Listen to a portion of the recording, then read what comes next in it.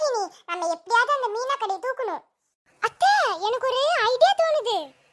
எனக்கு தெரியும் எப்பவுமே என் மருமக ஏதாச்சும் ஒரு ஐடியா கொடுப்பான்னு. சொல்லுமா, என்ன ஐடியா?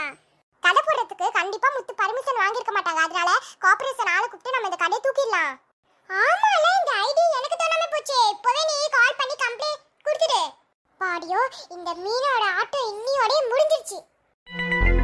அத்தை, நான் கம்ப்ளைண்ட் கொடுத்துட்டேன். நாளைக்கு காலையிலே வந்து எடுத்துருவாங்க மீனோட கடையை. டேய் நல்லா தூக்குங்கடா, பாத்து பாத்து.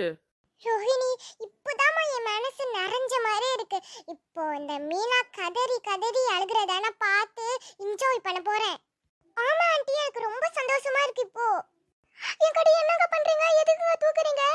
மேடம், நீங்க வாடி போன பூவெல்லாம் இங்க தான் போடுறீங்களா? ரொம்ப நாறு தான், அதனால ஏதோ கம்ப்ளைண்ட் வந்திருக்கு, அதனால தான் தூக்கிட்டு போறோம். என்னாச்சு? யாரு இவங்க? எதுக்கு இப்படி மீனா கடையை தூக்குறீங்க? மாமா, நீங்களே கேளுங்க மாமா. யாரோ ஏதோ கம்ப்ளைண்ட் கொடுத்துருக்காங்களா, அதனால என் கடையை வந்து இப்படி தூக்குறாங்க மாமா.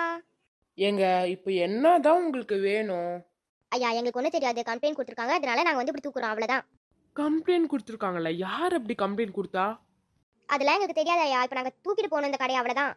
எனக்கும் ஒரு சொந்த வேலை இருக்குன்னா எவ்வளோ சந்தோஷப்பட்டேன். இப்போ இது இல்லைன்னு தெரிஞ்சோன்னே என் மனசு எப்படி இருக்குன்னு உங்களுக்கு அட்ஜஸ்ட் புரியுதுல மாமா. கேளுங்க மாமா, நீங்களே. இப்போ நான் என்ன மாமா பண்றது?